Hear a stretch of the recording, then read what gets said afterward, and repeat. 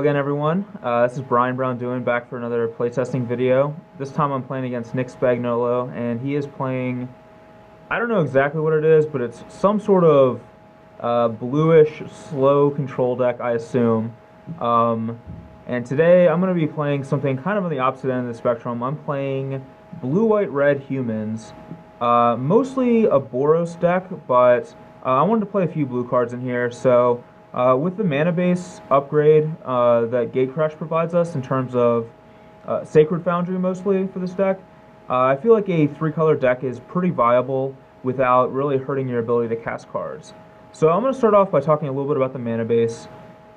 We have 4 Cavernous Souls, which is pretty key because every creature is a human except for Geist of Saint Traft. And Cavern can also help us cast a Geist of Saint Traft too. If we draw like 2 Caverns, we can name one on Spirit and the other one on Human and be able to cast our Geist. So Cavern really helps us do things like curve a Champion of the Parish into an Ash Zealot. Something that's very hard to do without a Cavern. The only other way to do it is with Sacred Foundry. That's a very important land for the deck. Other than that, we have a bunch of duels, and we have a couple of basic planes because, as you can see, the majority of our cards are white. We have Champion and Boros Elite are both white 1-drops, and we want to ensure that we have a white mana on turn 1 to cast these guys. We have 1 Slayer Stronghold as well. I like this card a lot. It's good for games that go late, where you can draw, like if you draw like a Geist late game, you can hit him for 8 the turn you cast it. Same thing like some of the other guys, you can get in some points of damage when you draw them, and it turns all your guys into a burn spell late game. So I think it's worth playing at least one. Maybe later on, once we figure out the mana a little bit more for decks like this, you can move up to maybe playing 2 copies. But right now I didn't want to be greedy with a lot of colorless lands before I know whether it's, really viable. So that's the mana base. I'm going to talk about the creature base here. Usually in aggressive decks, you want a minimum of 8 1-drops because you want to start applying pressure as early as turn 1. Champion of the Parish is just by far the best 1-drop in the format in terms of aggression. With all these humans and also Gather the Townsfolk, which puts 2 humans into play, he can grow out of control pretty quickly. He also combos very well with cards like Silverblade Paladin, who can give him double strike, and he'll deal like half their life total in one swing with that. Boros Elite's the other 1-drop I'm trying out. I'm not sure how good this card is. It may turn out to not be that great, but I definitely want to try it out and see.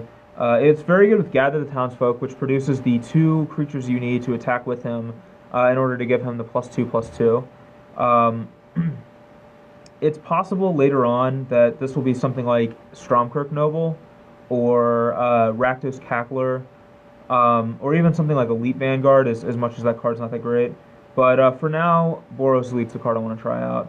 Ash Zealot, typically you can never play Ash Zealot in a deck like this because curving Champion into Ash Zealot is pretty much impossible, but now with Sacred Foundry and Cavern, I think it's doable.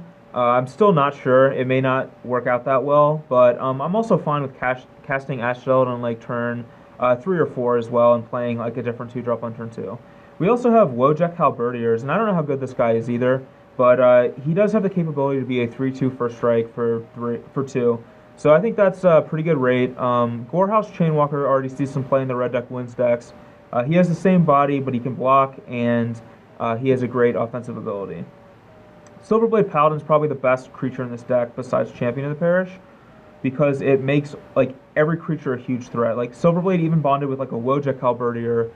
That's 6 points of damage and almost impossible for your opponent to profitably block. And then we have a mixture of Geist of Saint Traft and Lee of Skyknight.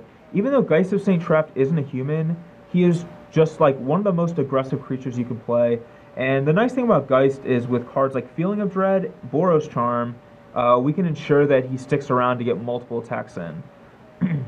And then Lee of Skyknight is, even though he's a 3-drop, he's generally better to play on something like turn 4 or 5 after you've thrown the rest of your team out there, and if your opponent tries to stabilize behind something like a Thragtusk, you can use Lee of Skyknight to detain it and hit him for a huge chunk of damage before they can block with the Tusk.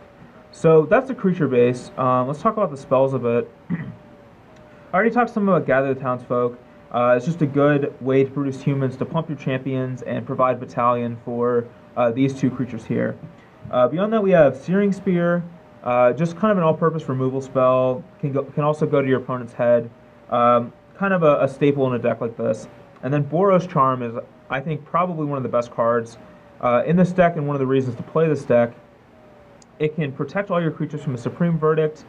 It can deal 4 damage to your opponent, and occasionally, if you have like a huge champion of the parish, you can combine Boros Charm and Slayer Stronghold to just one-shot your opponent. And then the last card is Feeling of Dread, and I think Feeling of Dread is a very strong card in a deck like this because a lot of these guys are pretty aggressive. Ash Zealot and like Boros Elite and Wojak Halberdiers are going to deal a lot of damage early in the game. Later on, though, they're going to get brickwalled by cards like Thragtusk. Feeling of Dread lets you keep getting in damage later in the game, kind of the same way that Liep Sky Knight does the same thing. And Feeling of Dread is also insane with Geist of St. Traff because the issue to Geist, the only downside to Geist is that he dies to people blocking him. But when you have a Feeling of Dread and prevent them from blocking, he's going to deal huge chunks of damage. Anyway, this is the blue, white, red human deck. I'll talk a bit about the sideboard in a second. Alright, here's the sideboard, and the first card I'm going to talk about here is Skullcrack.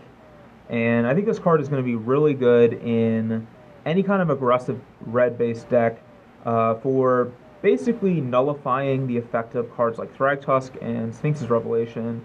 And the beauty of a card like this is a lot of times those decks, the Thragtusk decks, the Revelation decks, rely on the life gain from those 2 cards to keep them in the game. They'll drop down to like 2 or 3 life, between like 3 and 6 life or so, and they're gonna rely on like an end of turn Sphinx's Revelation to gain them 5, draw them 5 cards, and now suddenly they're at 11 life. They have a fistful of cards, very difficult to win anymore.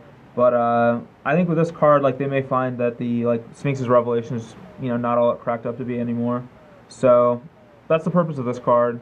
Frontline Medic, again, another hoser does cards like Sphinx's Revelation and Bonfire the Damned, which are both very good cards against this deck if they're allowed to resolve. And additionally, it has a solid body on its own, and it can beat for 3, and it can give all your creatures indestructibility when it attacks with the Battalion ability. So it can be pretty good on offense as well as defense. So that's mostly going to come in against Bonfire and Sphinx's Revelation, though. Zealous Conscripts and Slayer Stronghold are kind of go hand in hand because when you bring in Zealous Conscripts, you want to also bring in the Slayer Stronghold. And these are both good against control decks for stealing cards like Thragtusk, stealing their Planeswalkers, stealing whatever they have to block your guys. And the reason we want another Slayer Stronghold is because we want to up ourselves to 24 land to ensure we can actually cast Zealous Conscripts. And Slayer Stronghold, incidentally, is also very good against the control decks as well because they'll drag the game out. So you'll have time to actually use the haste ability to good effect. Izzet Staticaster and Pillar of Flame are both for aggressive decks. We want ways to basically clog up the board, kill their guys, and play defense. And like Pillar is going to be awesome against zombies, kills like Messenger and Gravecrawlers, and similarly Staticaster's the same way. And Staticaster's also really good against stuff like Lingering Souls. There's just a lot of cards where Staticaster's good at in this format. Any Arbor Elf and Avacyn's Pilgrim will probably start seeing more play. Staticaster's good against those as well.